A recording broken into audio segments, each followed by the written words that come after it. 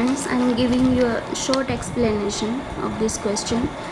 In a particular linkage map that has two genes named A and B, they are 70 centimorgan apart. So in individuals that are heterozygotes for both the genes are test crossed, and the number of progenies with parental phenotype that will be. So here one thing, please note down that both are heterozygotes for both of the genes. So overall genotype of particular parental individuals should be capital A small a that crosses with capital B small b.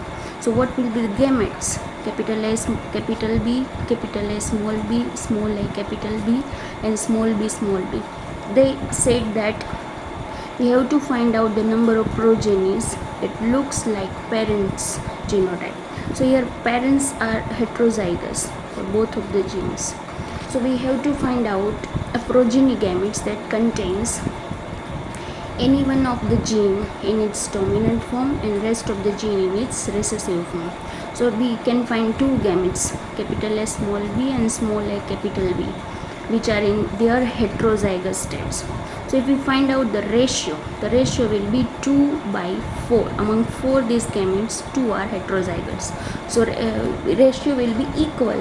2 are recombinants that are capital A capital B and small b, and 2 rest of the 2 are looks like their parents. So equal to the number of progeny with recombinant phenotype. So yes, option 1 is the right answer.